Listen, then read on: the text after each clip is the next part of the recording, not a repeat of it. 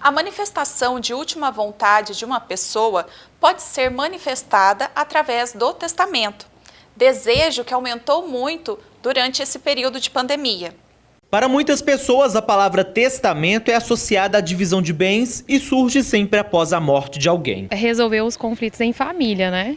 Quando tem muito dinheiro, né? Mas até apesar que se tiver pouco dinheiro ainda dá briga, né? Normalmente é conflito.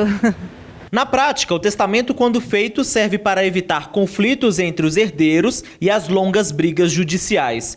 Essa juíza, que atua na vara de sucessões em Belo Horizonte, diz que a polêmica do tema tem uma explicação. A nossa cultura não nos permite pensar de modo fácil na finitude. Segundo o Colégio Notarial do Brasil, esse cenário começou a mudar. E a prova disso está nos números.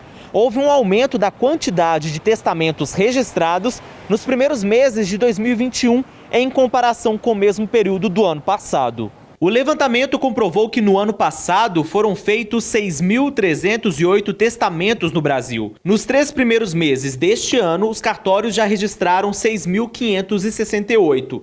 Minas Gerais está entre os principais estados a registrar esse aumento. Os 628 testamentos registrados em 2020 saltaram para 848 no primeiro trimestre de 2021. Esse acréscimo que a gente tem percebido no aumento dos testamentos é em função da pandemia, com certeza. Elas têm visualizado a morte muito de perto, né? Sejam por pessoas conhecidas, seja pelo noticiário, sejam por parentes. Então, eu acho que esse temor tem feito com que elas tenham a preocupação de fazer a disposição de última vontade do seu patrimônio, com medo da proximidade da morte que elas têm vivenciado. Com base no Código Civil Brasileiro, divide-se o testamento em 3 maneiras. Ele pode ser o cerrado, que é lacrado pelo tabelião e a única via fica sob responsabilidade do testador. O particular, que pode ser feito em casa, mas precisa de 4 testemunhas que não sejam as beneficiárias do testamento. E o público, em que é feito em cartório, na presença de 2 testemunhas e com a garantia de ser registrado na Central Nacional de Testamentos. E hoje nenhum inventário ele pode ser feito sem a consulta a essa central.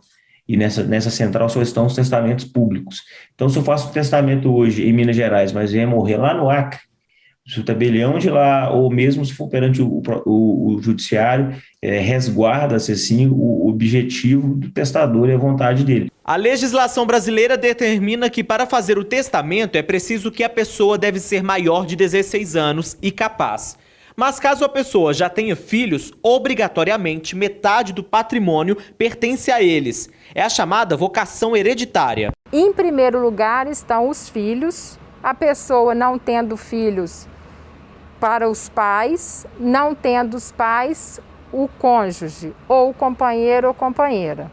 Então, essa seria uma primeira ordem de vocação hereditária. Aí, num quarto plano, né, que é justamente o inciso 4 dessa ordem de vocação hereditária, entram então os irmãos. Há situações em que um herdeiro pode perder o direito ao patrimônio, alterando essa linha de sucessão. Se planejar ou executar a morte dos pais, se praticar homicídio contra o marido ou esposa, ou se prejudicar com calúnias o autor do testamento. O testamento pode ser modificado a qualquer momento. O documento fica arquivado em um livro e recebe um número e um QR Code. A pessoa, deixando um testamento, não exime os herdeiros da necessidade de fazer o inventário. O testamento é apenas a manifestação de vontade que determinado bem fique com uma certa pessoa, mas não transmite a propriedade. Assim, para haver a regular transmissão, deve dar abertura ao inventário do falecido e seguir todos os trâmites legais. A pessoa também pode fazer a doação de seus bens e, na hipótese de ter reservado o usufruto vitalício com o seu falecimento, basta averbar o óbito nos respectivos órgãos a que se referem os bens doados e o beneficiário poderá usufruir dessa doação.